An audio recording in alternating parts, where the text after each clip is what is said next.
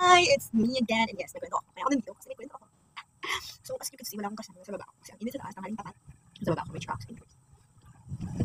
Kaya na naman may update ko. Yes, ikaw lang. And this is October 3, you made a decision. October 3, 2025, you made a decision that until now, until this day, I don't know kung alam mo na.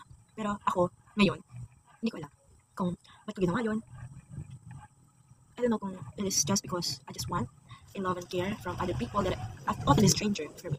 So this guy, I met this guy, I think 2 weeks after the first day of school, impressed ako sa kanya because somehow matalino siya.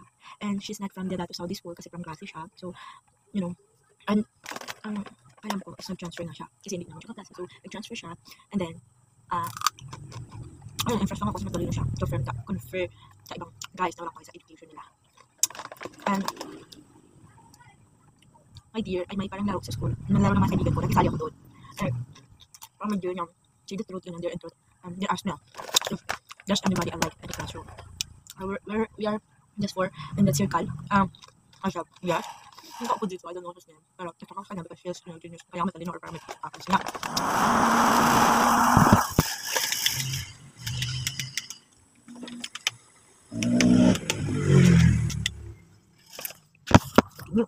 So, ayun na. So, upon this day, ano ba? Ano sabi ko?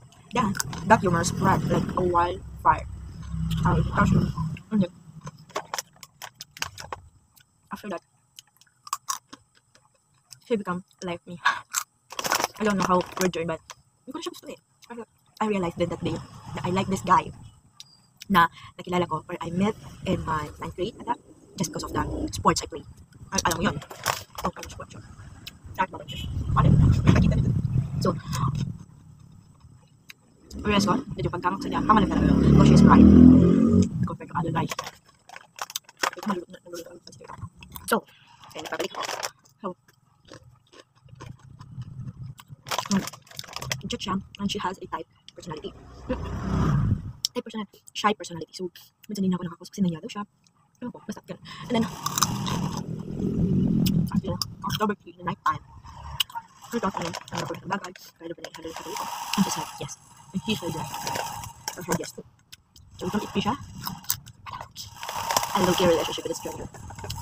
Hope it's not good. Hi again. Ayan, ilang beses ako nakapag-hi again. Ayan yun. So, anyway, para katalas-tas. Ito yung lunch mo ngayon. Grabe. Dahil gusto mo pumayat. Kakalong ka sa akin. Anyways. So,